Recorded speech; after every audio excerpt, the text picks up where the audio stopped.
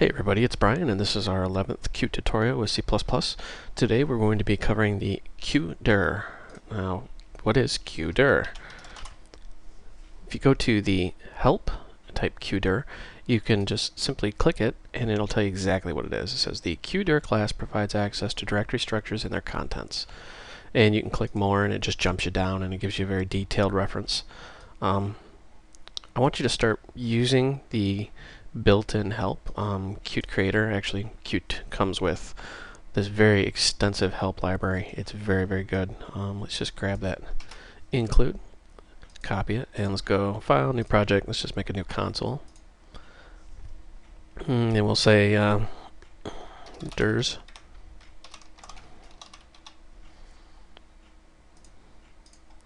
And we're just going to go next, next, finish. And let's just include QDebug, and we're going to include QDir.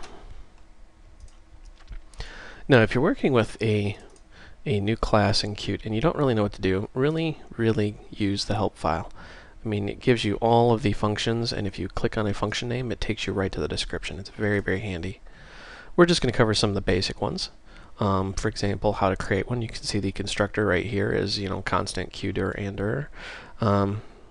Reference to path, I mean, it's pretty simple. Really, all you need to do is just give it a name.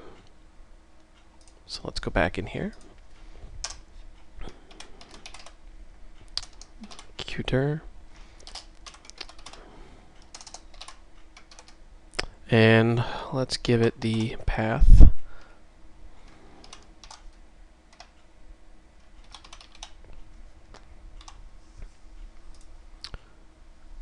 And we're going to use one of the functions called exists. So we're going to say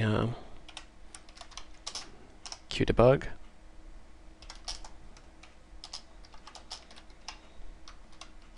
We just want to see if this exists.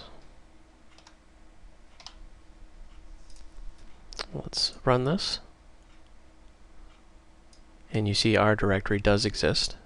eDrive test or whatever directory you're using. If you're on a Windows machine, you'll note that the /, what Qt does is automatically translates that slash into a /. The reason why you don't use this slash is because that is an escape sequence. I mean, you could very easily use two of them, but it gets kind of tedious. It's just easier to use the cross-platform method /. And if you're on, say, a Linux or Unix system, you would, use the / method also. Alright, what is another one here? Let's try a directory we know does not exist. Just type some random garbage. And let's run it again. And you can see that false, it does not exist. Now that's a pretty simple method of determining whether or not your directory actually exists. But how do you know what directories and what drives are actually on the hard drive? Well, that's a good question. What we're going to do is just delete that. We use the default constructor. And we're going to use drives. Now, what is drives, you ask? Well, if you mouse over, it tells you it's a QFileInfo list. Basically, if you have any questions, like I said, jump into the help. And what's going to go up here? We're going to go down here and find it real quick. Drives, where are you at? Drives, right here. It says returns a list of root directories on the system.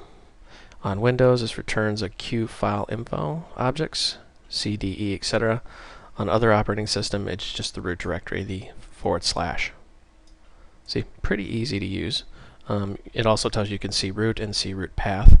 And of course, tells you exactly what a QFileInfo list is if you click on it. Let's go back.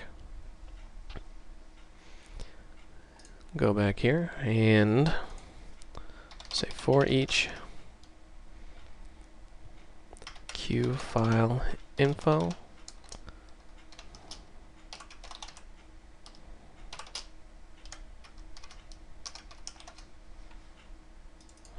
and let's actually include this.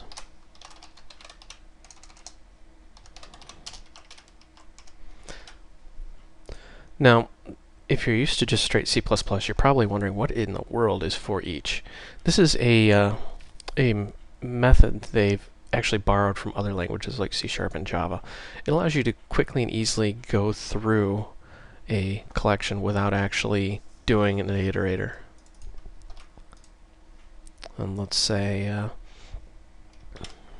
oops, QDebug.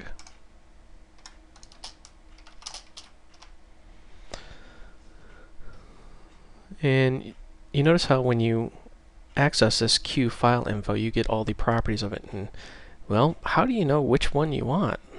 Very simple. You look it up in the help.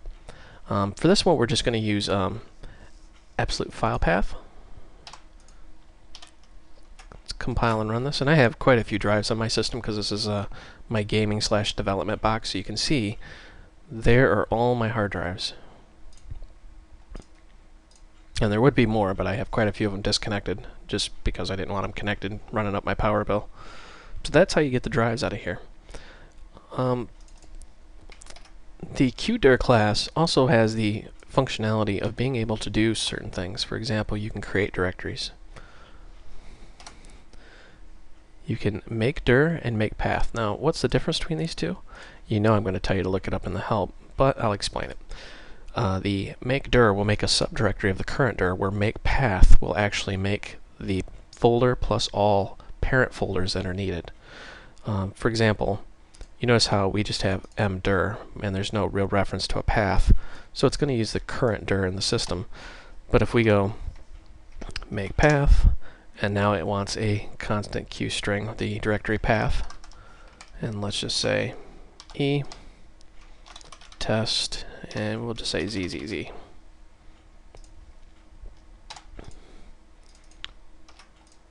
And let's add a little logic in here.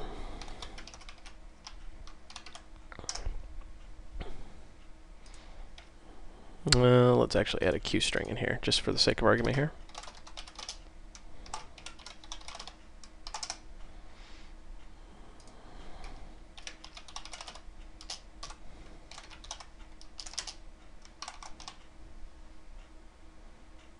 And let's just copy and paste this.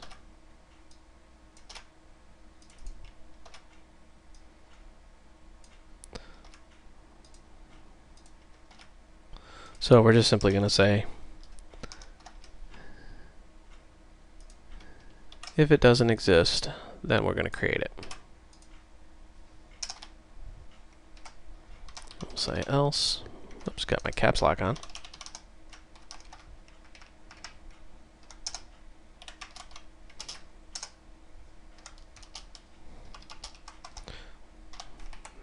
Add us a little output here so we know exactly what's going on.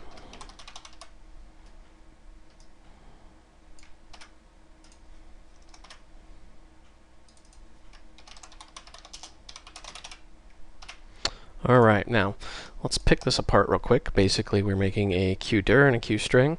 The string represents the path, which does not currently exist.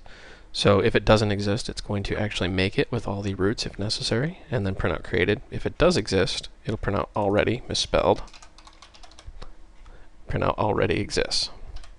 Let's save and run. And you see the first time we run it, it says created. Now let's run it again, and it says already exists. Pretty neat, huh? Alright, let's go back here.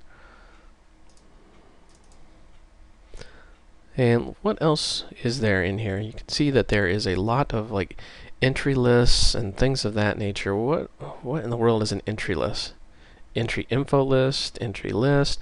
Well, this is how you get subfolders and files out of the QDir. For example, the entry info list returns a list of QFileInfos, where the entry list just returns a QString list.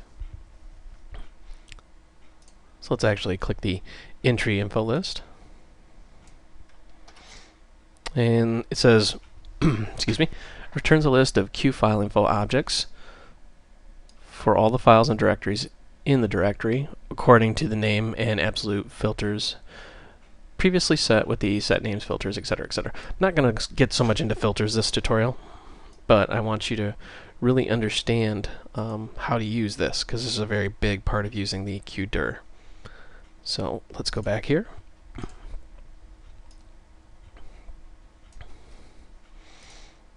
And let's actually just get rid of that string.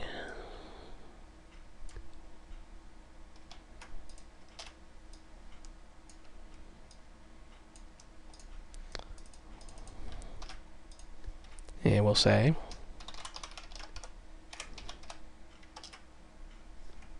for each QFileInfo m item in enter entry info list. And you got some properties, but we're just going to leave it blank just because I want to show you exactly what's going on here. And we will say QDebug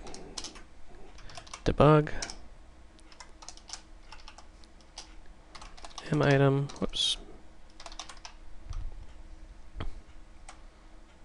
absolute file path.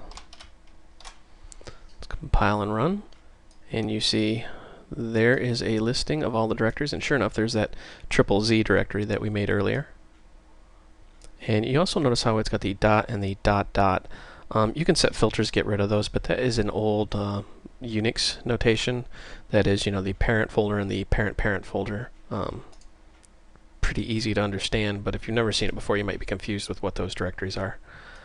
And that's very simple. Now, if you wanted to determine what this was, you could say something to the effect of, so let's back up here, if isdir, and then you would say QDebug, whoops,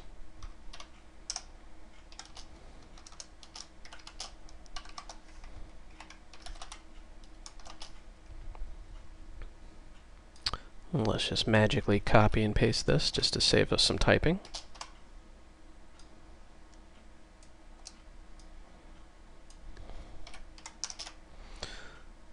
And we'll say file.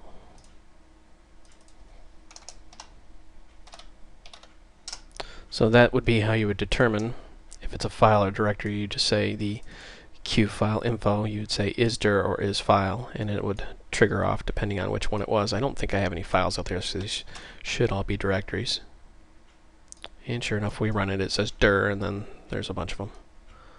Alrighty, well, this is Brian. Hope you found this video educational and entertaining, and thank you for watching.